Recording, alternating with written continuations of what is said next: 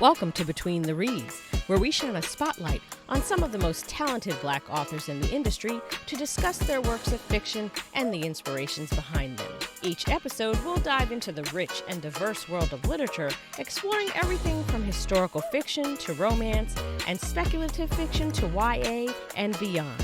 Tune in as we celebrate the voices of Black authors and the power of storytelling. Are you ready, Boos and Bros? Then sit back, relax, and let's get to it. Celeste Harte is an author creating complex worlds full of Black people, colorful storytelling, and power. She has a multitude of hobbies that grow by the day. Her current artillery is composed of art, gaming, programming, learning languages, baking, and making candy. Celeste, welcome to Between the Reads. Thank you for having me.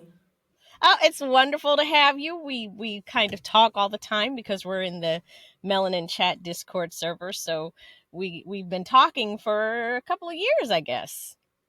Yeah. Something like that. Yeah, and so this is the first time right. seeing your face. So I'm glad to finally meet you. Yeah, I forget because I've seen you so many times on the Melanin Chat that you do with Chelsea. Mm-hmm. Yeah, it's like we're old friends or something. So tell us what this book, Conquest, Dragon Bones Book 1, is all about. It's about my main character being a hothead. No.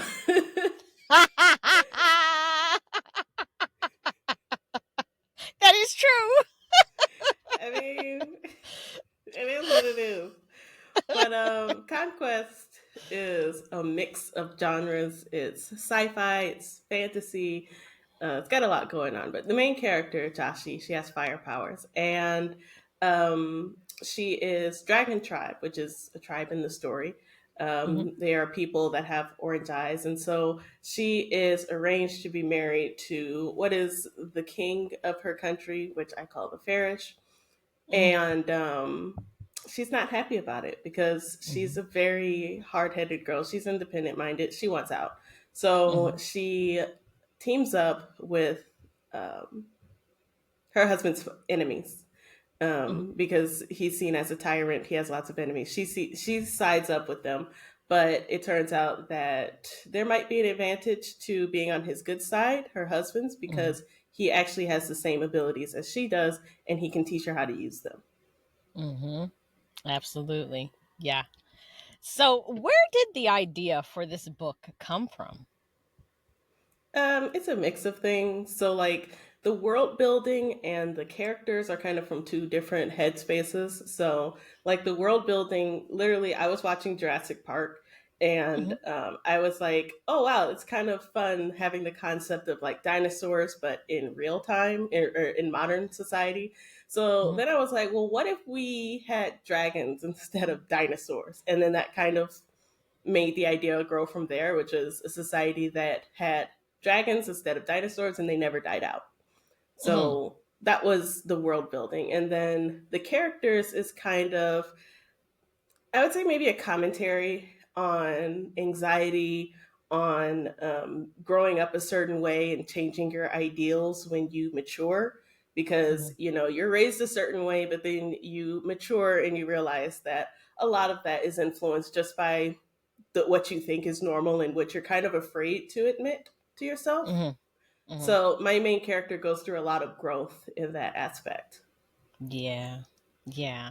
So you talked about world building a little bit. I want to just circle back to that. You have this is it the Zendalans? Is that how you say it? Yes. Okay. The Zendalans, you have chef droids, you have the dragons, you have that high-tech mall, you have the firebreds, the dragon tribe, which you mentioned, the language, the currency. It's such a beautiful and fascinating world to be immersed in.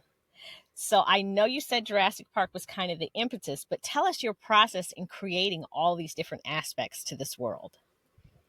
Well, I love science fiction and I love fantasy, and I grew up on like science shows and history shows and you know animal documentaries and stuff. And I've always just loved researching all of that stuff. So whenever I'm making stories, whenever I'm building worlds, I'm basing it off of like theories of evolution on actual societies and how they develop themselves. And so I ask myself constantly throughout the process, like, how would somebody actually living in this world, what would they see as normal? What is something that they Mhm. would understand that I normally wouldn't think about because I don't Mhm. live that way. Mhm. So Mhm. that's something that I just constantly ask myself, and then the rest kind of builds itself from there. Mhm. And how did you come up with like the words like comet and was it a sundew, or I can't remember that, to you to tell the dragon to sit her ass still for a little while. Well, how did you come up with the words for that? I'm a language buff. I love learning languages. I love Okay. studying different cultures and languages and naming systems and stuff. So that comes from a lot of that. I guess kind of take influences from words I kind of know from different languages, or um, I mean, this is me kind of being a language buff, but you know, the different patterns of the way people say things, the way that words are structured, and I kind of mix and match those up to make up how I think that the world should sound like. Okay. Okay. I read in the back of your book that you speak Spanish fluently, and you want Yes, to learn Korean. And what's the other language that you speak? I speak Spanish, Catalan, and French. And what is Catalan? Catalan is the language spoken in Catalonia, which is a region in Spain. Ah. It's basically a mix between Spanish and French. That's how the Mm. language was born. So you speak Catalan and Spanish fluently. Yes. She speaks three languages, y'all. I'm just saying. I can barely speak English sometimes, and my girl is over here with three languages and wants to learn a fourth. I mean, really, this is the only country that teaches the whole, One language. one Yeah. language thing. So that's a whole Yeah. nother story. Anyway, so tell us a little about Jashi and Faresh Kamel's story without giving too much away.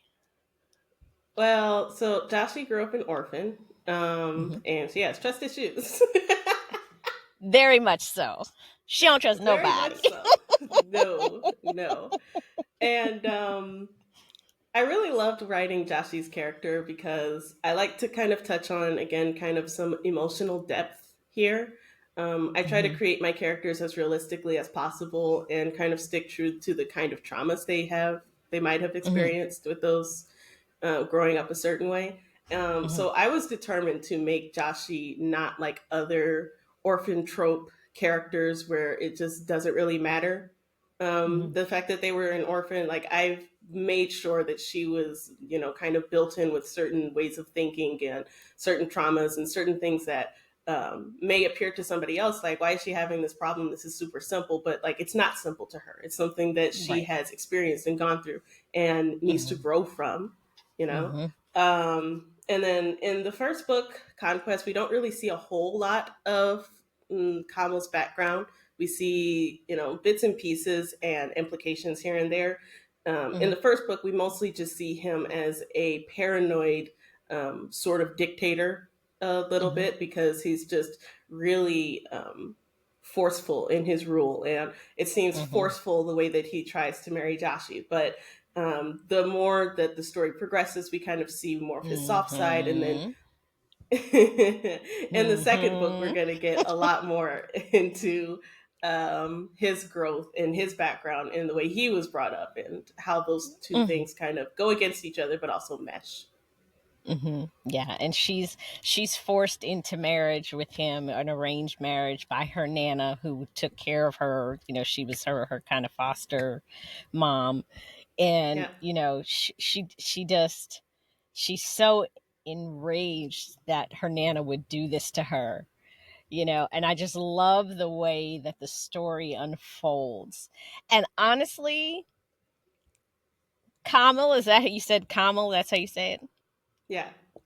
Yeah, Kamal, I always liked him from the beginning. I don't know, there was just something about him. I was just like, mm-mm. I was never buying it from the beginning. I was like, there's got to be more to it than this, because he just doesn't. The little peaks at his softer side that we got, I knew innately that there was something behind why he ruled the way that he did. And as I read the book, we found out that yeah, there was absolutely something there. And it was just so interesting. But she was just so enraged because she didn't want to be with this guy. But then you also just kind of see her over time. She's not even sure how she should feel about him. So I like that. An orphan with trust issues. Yeah. That's the whole book. That's really That's the whole book. Jashi's trust issues. It's the alternate title for Dragon Yep. Bones. Jashi's I trust mean, issues and he trilogy. kind of has the trust issues too Oh because yeah, everybody's out to get him, yeah. you know? Because the way that he came about becoming Faresh, nobody is here for it. Everybody thinks that it's, a farce the way that he got the position of power, and he's just like, I don't care. And anybody that, is considered a traitor, they're done. They're gone. He doesn't give them any second chances at all No second whatsoever. chances. Mm-mm. He's just like, you're out here. Off with But your that's head. why we love him. Yes, it is why we love him. I love Camille. I love him. I love him. I love him. So let's talk about the role that trust plays in the relationship between Jashi and Camille, especially considering the initial circumstances of their engagement and the involvement of his enemies. Yeah. So trust is really a cornerstone of the Dragon Bones trilogy, I would say, as a whole, Mhm. because I'm just one of those people. I don't like forcing upon people the idea of like, oh, you should just go with this because this is the main character, because this is the love interest. Like Mhm. I don't vibe with that energy. So Okay. I really I liked it making Dragon Bones based upon they're really just building up their entire relationship throughout the whole series. Mhm. And like you said, Joshi, she has trust issues. She doesn't trust anything that doesn't come with a price tag, basically. I mean, Mhm. if anything seems too good, she assumes that it's too good to be true, you know? Mhm. Mhm. And then Kamo has issues of his own that, he doesn't trust anybody because everybody's always after his neck.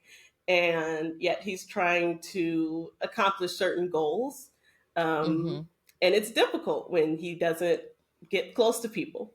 So I Mhm. really wanted to build up this relationship where they can both grow with each other Mhm. and help each other with their imperfections while at the same time not being reliant on each other to Mhm. help with their imperfections, but to Mhm. be, that person, that other person that can help them grow to the next stage that they need to be and be, in a relationship. Yeah. Yeah. So now the books in this were interesting. How everything was digital and the only physical books were under guard at the palace, castle, whatever you want to call it there. Yeah. Okay. I found this so interesting given the state of things here in the US where they're trying to ban books and rewrite history. Yeah. And the books here, they hold the truths about Kassundi and Yeah. the Great War, which the Zendalans have called the equalization. So they have Yes. basically rewritten history. Let's talk about that whole situation because I think that was probably the most interesting thing in the book to me. I was like, okay, Celeste, I see what you're doing. So let's talk about that. I Well, it's just I wrote this book, what is it, 5 years ago now? okay. And like you said, the recent banning of certain books in libraries and schools and stuff that you would just say, I thought we were beyond this. I thought that we Mm-hmm, were beyond this point, but clearly we're not. mm-hmm, And I wrote this book at a time where I say to myself, that this is what we go through. We see the same thing happening over and over again. History just repeats itself.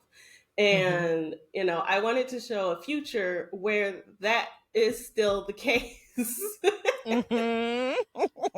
you know a certain way to be by the time somebody else rolls around as the conquerors, as the new conquest. Mm-hmm. They are the victors, and they are the good guys, and they get to tell the stories. Mm-hmm. So for me, it was fun to write about. Well, first of all, because I feel like that, I have my dad is a programmer, so I'm Mm-hmm. very involved in like the tech world, and seeing how things happen and stuff. And Mm-hmm. just like that simple thing, like the fact that books are kept under lock and key because they're well preserved or seen as artifacts. I'm like, that's a realistic future, to be honest. Yeah, We're already absolutely. phasing out of paper in a big way. And I'm like, Mm-hmm. in a future, in that type of future, there is no way anybody would know what a book looks like. Right. But at the Exactly. same time, though, that's a written record that would almost be forgotten to the point that it could be neglected. And Mm-hmm. if you find those artifacts, you can actually find things that were otherwise erased. Mm-hmm. So, Yeah, the and big that's theme in how. Conquest and the whole series is about tapping into the past so you can move on into the future. Because if you don't Mm-hmm. understand what in your history is making the same mistakes, the same patterns, then you can't move on because you don't know what you're dealing with. Mm-hmm. I should have worn my other necklace. I have two of these African symbols, and this one is for courage, but I have the one that's for Saint Kofa, which is basically it's the little pigeon that's reaching back and getting this pebble, and it means to always learn from the past. Because in this world you have Kamel, and he knows about these books, he knows what's in these books, and there's this very elaborate plan to get a hold of these books. Yep. And I'm not going to say what it is because I want people to read it, but this he went through this whole elaborate plan just so he could have access to these books, because he knew that there was a history that was forgotten completely, and that the Zendalans then came in and digitized everything. So when you digitize everything, you have access to it, you have control over it. You can narrate how you want to narrate. You can make history look however you want to make it look, and that's exactly what they did. But Kamel is not falling for it. And there's this battle for him. He's like, I need y'all to get woke. He so is. He's like, y'all ain't woke at all. I need y'all to get woke. There's some shit going on, and I need y'all to open your eyes. And it's all in the book. See, that's why I love my Kindle. I love ebooks, because it saves space, especially being a podcaster, doing, books. I can't buy every single book in physical form because Lord knows I have book piles everywhere. But this is the one thing that I don't like about electronic books is that it's on a Kindle. And really, with the way technology is, I mean, your Kindle is attached to this cloud. So if they Hmm. want to take away your Yeah. books, they Yeah. can. That's why all my Yep. like nonfiction books, my Afro sci-fi books, anything that Yep. deals with Yep. the history of this country, I have those in physical form. Ain't nobody taking that from me. It's just You're not like, I gonna know I happen. got it because I've got my hands on it. I've got my hands on it. And woe to the person that would try to come through my front door and take my books. It's not going to happen. But that's like just a very real thing that you made me kind of stop and think about, like, the whole history of their whole history has been modified to suit the Zendalans narrative and what they want to do. Yep. And there's this whole backstory that people have literally forgotten. Just food for thought, y'all. Just saying. I'm just saying. It's Food a for thought. storyline. It's a storyline, you know? That's some bullshit, Celeste. You know you had an ulterior motive in there. Don't even try it. Your ass sitting over there in Spain while the rest of us are over here in Babylon. Do not even try it, ma'am. No. It's just a story, you know? Uh-huh. Sure it is. Yeah. Okay, we'll go with that. We'll go with that. Mm-hmm. So, what role does the setting and the culture play in Jashi's struggle to decide where her loyalties actually lie? See, and that's why I loved writing Joshy's perspective because it doesn't. She's like, I'm too broke to care. She's like, governments and leadership and all of that other stuff. That has nothing to do with me paying rent. You know, Mm-hmm.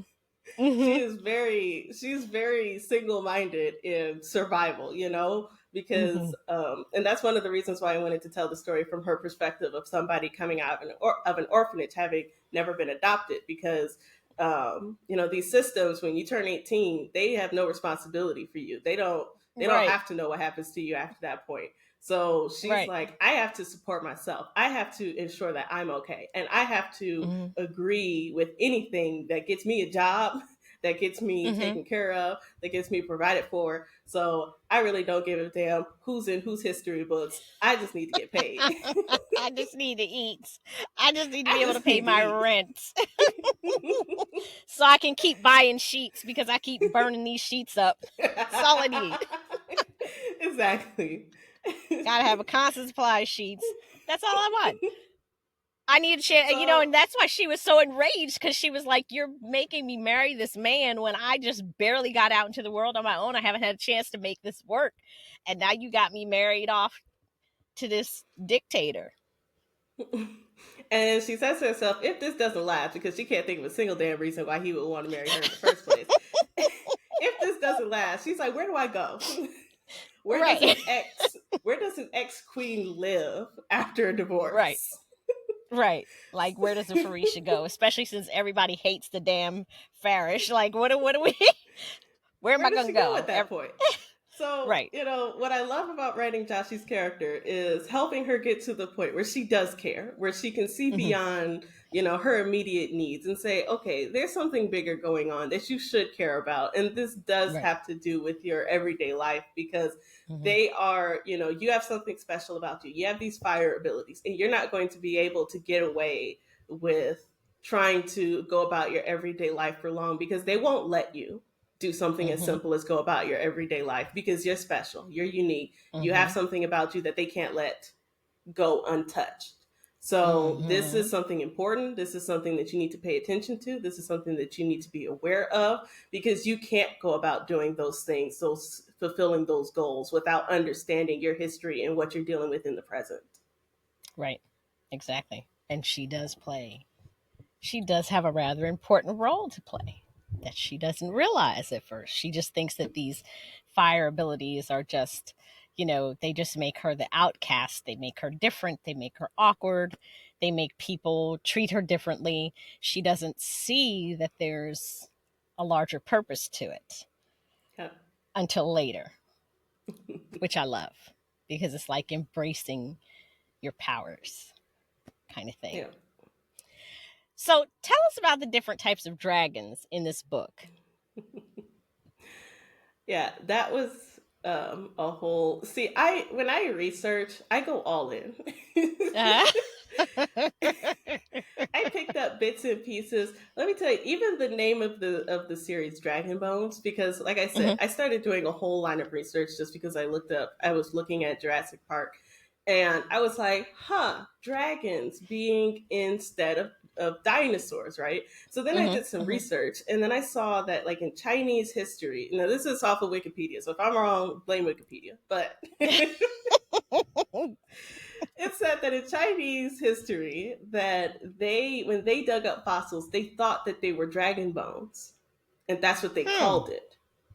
So Hmm. they didn't see them as dinosaurs; they thought they was for real dragons. So I Mhm, was like, I'm gonna roll with that. I'm gonna roll with dragons being the original dinosaurs. There were no dinosaurs; there were dragons, and they just didn't die off. So, mhm, and then that I had a whole line of research, going down the Asian route because I found it interesting that they thought the dinosaurs were dragons. So, Mm-hmm. and I saw that they have different elements in. It's a lot of research, okay? The Chinese medicine, different elements. It's a rabbit hole, y'all. It's a It's rabbit a rabbit hole. hole. It was a rabbit hole, okay?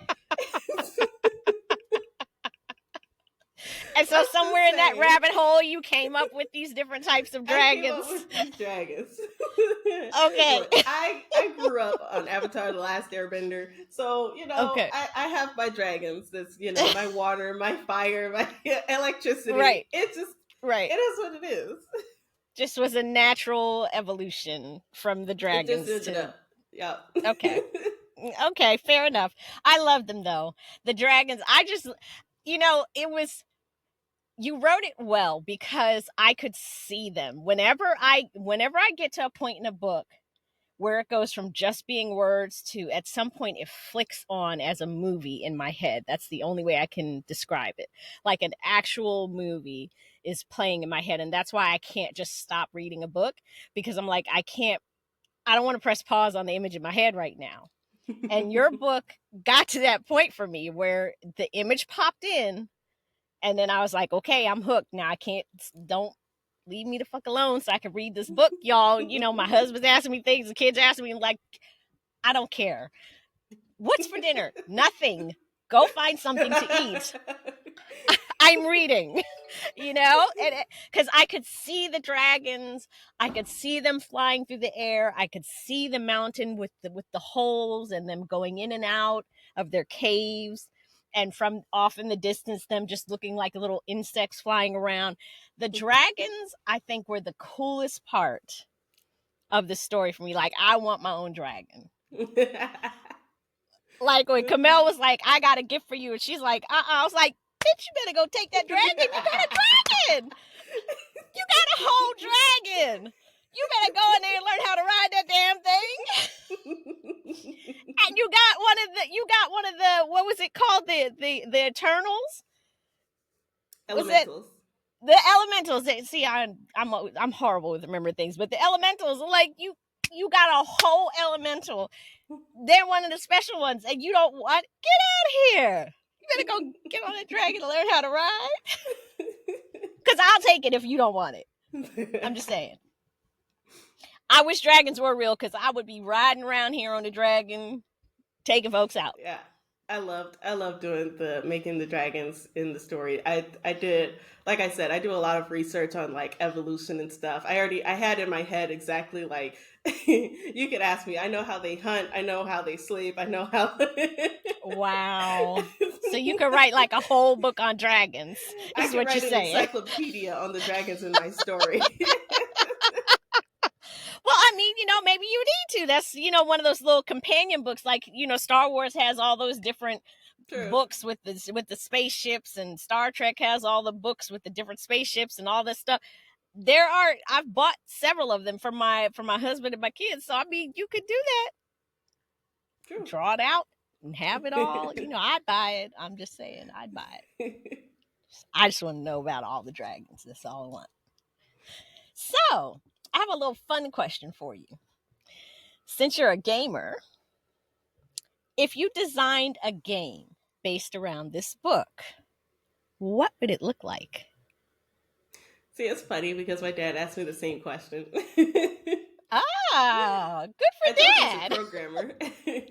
Yeah, well, yeah. So that would be a Yeah, natural so question for him. that's a thing that he could actually do in theory. Right.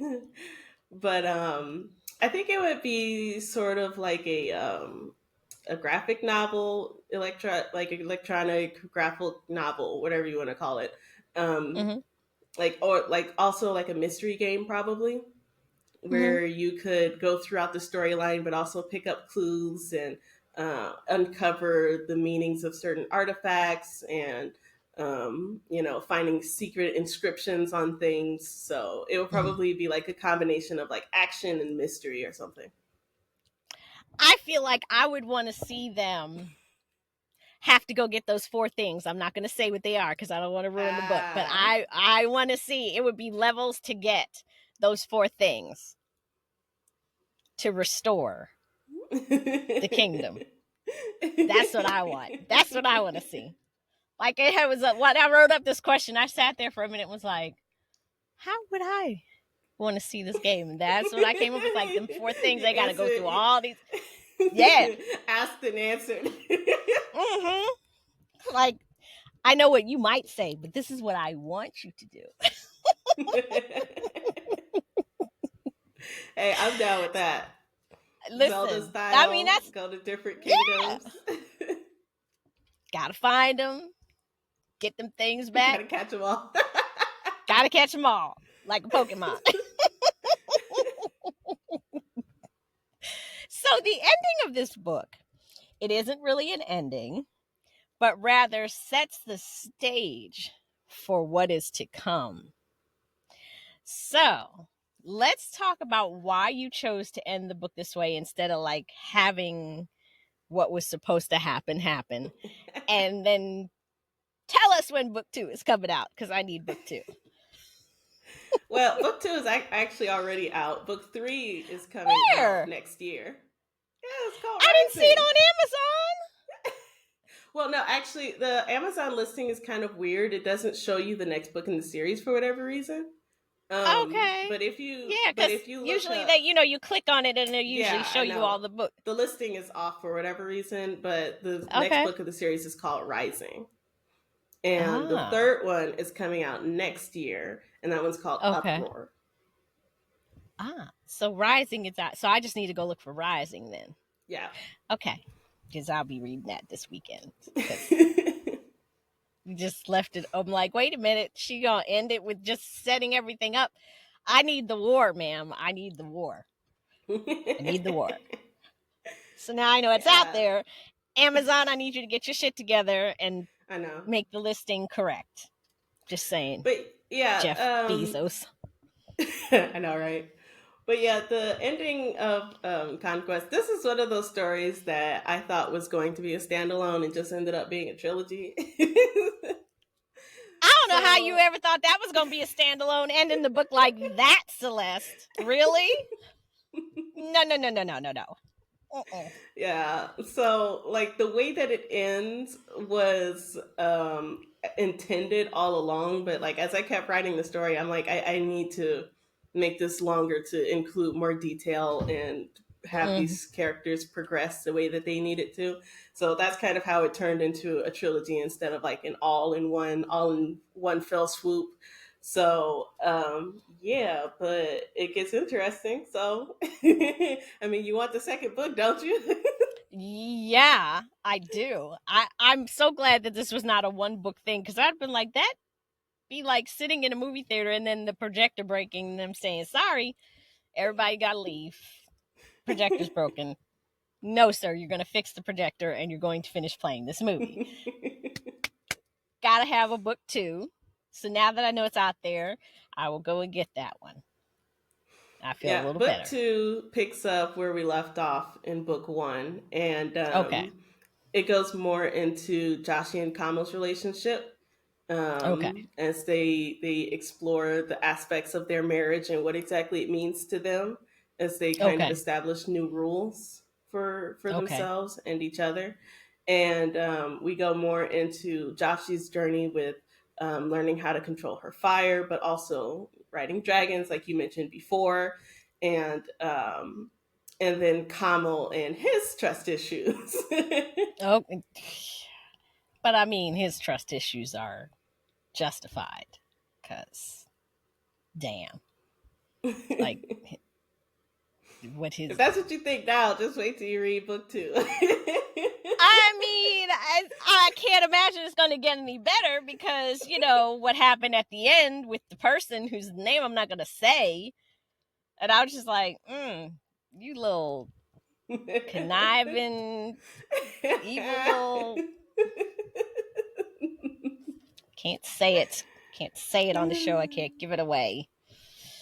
That's all I'm gonna say.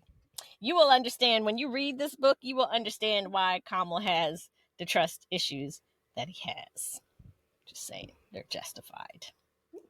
So I love that you wrote this book for so many Black reasons.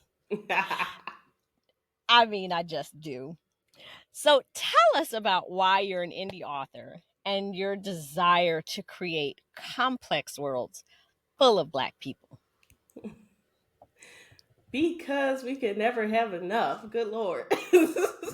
Right. End of the show. We're good. I know, just, because we need another one and another one. And we won't be done for a long, long while. So, buckle up. Right. I just love that I think this is the first book that I have read written by a Black author that has dragons. And I just loved it because it's like, yes, we are in this space too. We can write regular ass stories about dragons and about Black people, but the story isn't mired down with racism or, No. or being the type of oppression that is in here is from one species of people just trying to take over this world, but it's not like because you're Black. It's just No. this in this world that they created. It's more an issue of a balance of power than it Yes. is about race. And I love that. It's just a book that anybody could pick up and see themselves in. And I love that. It's refreshing because, as Black authors, I feel like we're expected to incorporate the problems in the world into our books all the time, and some of us don't want to do that. And carry everybody with us. It Right. can't just Right. be our story. It's got to be their story and their story. Because if Mm-hmm. not, then we're leaving somebody out. It's just, I'm tired, Mm-hmm. bro. Right. Like, why are we the only people that are expected to do that? Nobody else is asked to do that. It's just us. It's just us. I ain't about that life. And I mean, I feel like there's She said so get much somebody else to more. do it. Exactly. I'm like, there's so much more to a story than just being Black or just being oppressed. Like, I have a whole ass life outside of being Black, and I have a Mm-hmm. whole story outside of just being Black. And so does every other Black person I know. So Mm-hmm. I don't Mm-hmm. understand why there's just so many stories that only tell one perspective instead of just, saying, okay, this is a fact. Let's Telling the keep it moving. story. Right. Right. I'm writing a story about people who just happen to be Black. That's what I Period. love. Yes. I love that. I And think that's why and I was so because enthralled. we had to make an issue of it, now they're Black and powerful and beautiful. So, Right. So since we can't, it's a trifecta now. We got all the stuff going for now we us. got it all. How's about that? Mm-hmm. Mm-hmm. So what's next for you? Are you working on book 3 now? Since you said it's coming out, is it done? Are you still working on it? So I'm still in edits. The book is done. So I Okay. am editing. I've got it. I'm just about done with the editing phase, actually. So we should be getting to the phase where we're looking for arc readers for people to read the Okay. arcs, advanced Okay. reader copies for those that don't know what that Okay. means. Okay. Um, so to kind of get a little feedback before the book actually gets out and all that. Um, I'm an artist too, so I'm working on character art and I want to draw out some Ah. scenes in the book and stuff. So Okay. I'm really looking forward to the promo material that I'm cooking up for the release Okay. because this is the last book in the series. I've been writing this for like 5 years now. I'm excited to have Wow. it all come together. Okay. And so what's next beyond this? Have you thought that far out, or you Yes, just I have. I'm okay? thinking about kind of taking a turn for my next books because I mean, Dragon Bones is already NA, new adult. It's Mm-hmm. not quite Mm-hmm. YA, because Mm-hmm. like the characters are a little older, they're getting married, Mm-hmm. so Mm-hmm. I'm kind of moving more into that direction. I really love the NA genre and I like Okay. kind of having stories with a more serious tone. So Mm-hmm. I am really interested in writing dark fantasy and things like that. Mm. And Okay. I'm always gonna love sci-fi, so I'll always be writing that. But that's where I see myself going in. That's the direction I see myself going in after Dragon Bones. Okay. That sounds good. So where can readers find your books? You can find them on Amazon. Barnes and Nobles, the places where you usually buy books. An Upbook Okay. Depository now is only like what? Is it shutting down or something? That really I sucks. believe so, yeah. Yeah, Yeah, but you can go to your local books, your local indie bookstore, or you can always go to bookshop.org because they have everything there. And then you can even request, you can set it to go so that your purchases, your share of the money goes to whatever bookstore. Like I have mine set to go to Resist Booksellers, which is in Virginia, but you can set it to any, you can just put in your zip code and it'll let you know like indie bookstores that are close to you that you can select as your recipient of the, because they pay out a portion of that's all the nice. money that they make to all the different indie bookstores. So it's really kind of cool. So you can always go to We all love bookshop.org our if you don't want to indies. give. Yes, we love the indies. All the God, so indies. y'all know I gotta ride hard for my indie authors. Twinkle, twinkle, baby, twinkle, twinkle. If you don't know what I'm talking about, you need to go to my Instagram page and look at my one of my latest reels about Black indie authors. Twinkle, twinkle, baby. Participate. Participate. And where can we find you on social media, Celeste? I am Celeste Hart on just about every platform. So Twitter, Instagram, TikTok. Um, so yeah, and I have a blog, celestehart.wordpress.com. Okay. Did you put that in your bio I think when so. you? I can't remember now. Okay. If not, But I see, will I make sure just I got put it back in. in. Yeah, I just got back into blogging and stuff now. So now I'm like, hey, I have a website. Just drop it in the Discord for me, and I will make sure that I attach it if it's not already, if you didn't put it in when you filled in your bio, because that way it'll people when they go to your webpage they can get all that information right there. Okay, great. Thanks. Well, we have come to the end of our show. Thank you so much for being here with me today. I Thank you for appreciate you. having me. It's very fun. Oh, it was fun, and I am so sorry it took me. I don't know why I told you. I've been looking at your name and knowing you've been writing books all these years. We've been interacting. I was like, why have I not had her on this show yet? Let me correct that. I was like, Celeste, you want to be on the show? That was funny too because it was on a Chelsea one of Chelsea's videos in the chat. Mm-hmm. Yeah, and I was like, Celeste, do you want to be on the show? And you're like, yes, I would love to. Like, I'm down for So thank you anything. for. Hey, listen, y'all need to get this book. This book is really good. I'm just saying. This is why I do what I do to let y'all know about all these other books out there that you need to be putting in your face. Yeah, it's just a That's that. story. It's a story. It's a story.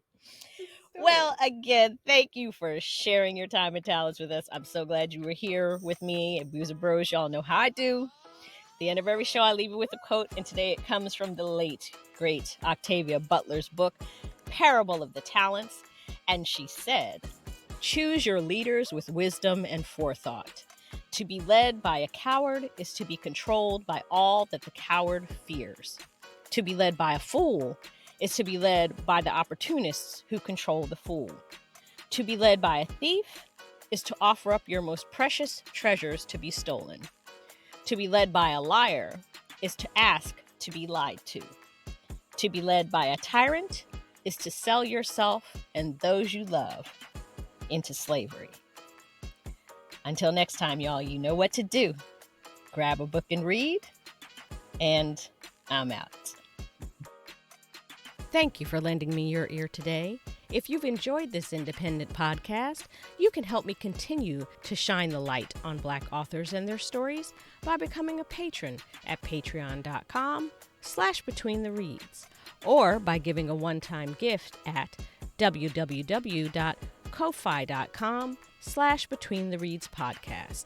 That's ko-fi.com/betweenthereadspodcast. Tune in next time for another great episode.